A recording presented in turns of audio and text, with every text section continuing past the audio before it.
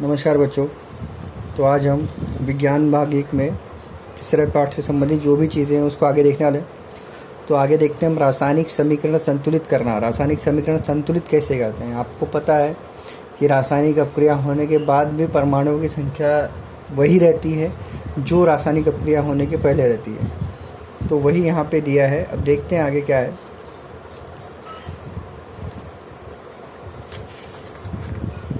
ये देखिए यहाँ पे दिया है, ये वाला जो समीकरण है उसके बारे में यहाँ जानकारी दी गई है। तो वहाँ पे देखो अभिकारक और बाह्यपक्ष और उत्पाद दाह्यपक्ष। तो अभिकारक कितने हैं? अभी इसमें एक Ag है, तो यहाँ पर परमाणु की संख्या 1 आएगी। और वही चीज़ वहाँ पे आगे भी है, 1 है, 1 मतलब जितनी पहले रहेगी उतनी ही बाद में रहेगी परमाणु संख्या। N यहाँ पर 1 है, वहाँ पर भी 1 है। फिर O यहाँ पे कितना है? 3 है, वहाँ पर भी 3 है। Na कितना है? 1 है, वहाँ पर भी 1 है। Cl कितना है? 1 है, वहाँ पर भी 1 है। तो इस तरीके से आपको दिखाना है कि इस समीकरण के में अभिकारकों के तत्वों के परमाणु की संख्या यह उत्पाद के परमाणु संख्या के बराबर है, ऐसा दिखाई देता है। ऐसे समीकरण को हम लोग क्या कहते हैं? रासायनिक समीकरण कहते हैं, रासायनिक संतुलित समीकरण कहते हैं। तो इसका मतलब कभी भी अगर अभिक्रिया होगी तो उसके अंदर जो भी परमाणु हैं वो परमाणु की संख्या में कोई बदलाव नहीं आएगा। नया तत्व मिलेगा और चलेगा, लेकिन उन वे तत्व जो अभिकारी पदार्थ में है वही परिणामी पदार्थ में उतनी ही संख्या में रहेंगे। फिर रासायनिक समीकरण संतुलित करने के सोपान देखिए क्या क्या दिया गया है। पहला दिया गया समीकरण रासायनिक सूत्रों करके उपयोग पुनः लिखिए। जैसे जो भी दिया है पहले उसको वापस लिखना है। अब यहाँ पे सोचना है कि सभी जितने तत्व यहाँ हैं उतने ही तत्व यहाँ पर हैं क्या। तो देखिए Na यहाँ पर 1 है, यहाँ पे 2 है ना। OH O कितना है? यहाँ पे 4 और 1 5 है, यहाँ पे कितना है?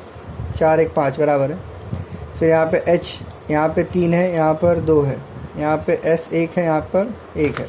तो अब इसमें कहीं ना कहीं अपने को यहाँ पर क्या अंतर दिखाई दे रहा है? देखिए यहाँ पर जिसके आधार पर हम देखेंगे तो रासायनिक अपक्रिया के समय समीकरण को संतुलित करने के लिए जिस यौगिकों में परमाणु की संख्या अधिक है उस यौगिकों से शुरुआत करना आसान होता है, और उसी प्रकार इस यौगिक के जिस तत्व के परमाणु दोनों पक्षों में असमान है उस तत्व का प्रथम विचार करना सुलभ है।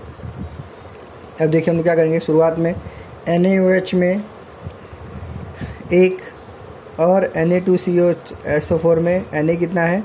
यहाँ पर 1 है, यहाँ पे कितना है? 2 है। तो अब क्या करेंगे? इसको संतुलित करने के लिए हम लोग क्या करेंगे? इसमें 2 से गुणा कर देंगे, तो यहाँ पे 2 आ जाएगा। इसका मतलब देखिए आगे उसने दिया है कि देखिए यहाँ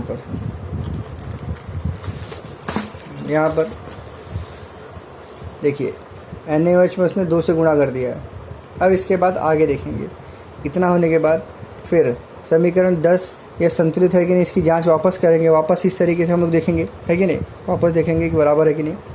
तो Na हो गया। अब यहाँ पे ऑक्सीजन बराबर नहीं है। देखिए अब देखिए यहाँ पे तो 2NaOH प्लस H2SO4 से Na2SO4 प्लस 2H2। समीकरण 10 यह समीकरण संतुलित है, यानी इसकी तालिका बनाकर जानकारी लेंगे और ऐसा दिखाई देता है कि दोनों पक्षों में तत्वों के परमाणु की संख्या समान है। अब यहाँ पर देखेंगे, एक बार चेक कर लेंगे। देखिए Na 2 है, यहाँ पे 2 है, फिर OH हाइड्रोजन 2 1 3 2 2 4 है, यहाँ पर भी 4 है, फिर O यहाँ पे 2 है 6 4 2 6 राइट है। तो इस तरीके से हम लोग देख लेंगे कि समीकरण संतुलित है या नहीं। संतुलित हो जाएगा तो लास्ट में आपका जो फाइनल समीकरण होगा ये होगा।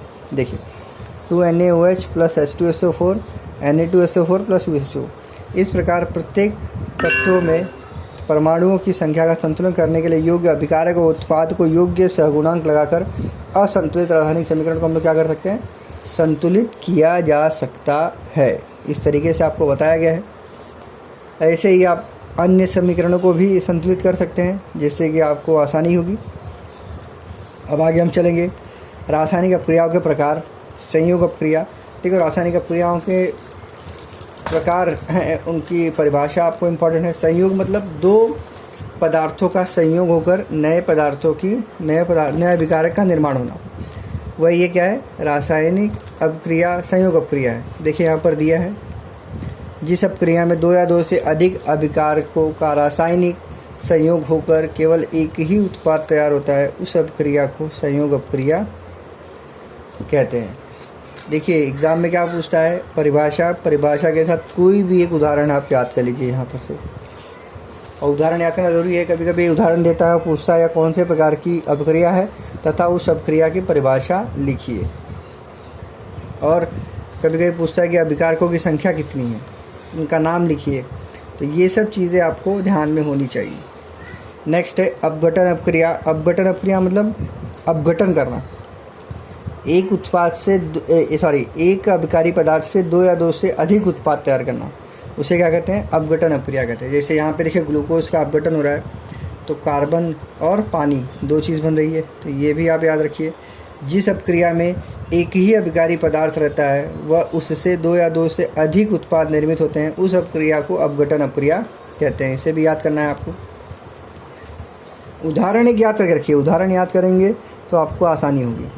फिर उसी प्रकार यहाँ पर भी दिखाया गया है इस तरीके से, देखिए दोनों अपघटन अपक्रिया है, ये भी और ये भी। फिर अब हम आगे देखेंगे, और इसी को हम लोग क्या कहते हैं, अपघटन भी अपक्रिया कहते हैं। ठीक है, उस तरीके से देखेंगे विच्छेदन या अपघटन, तो वही यहाँ पर भी दिया गया है। जिस रासायनिक अपक्रिया में एक अभिकारक पदार्थ से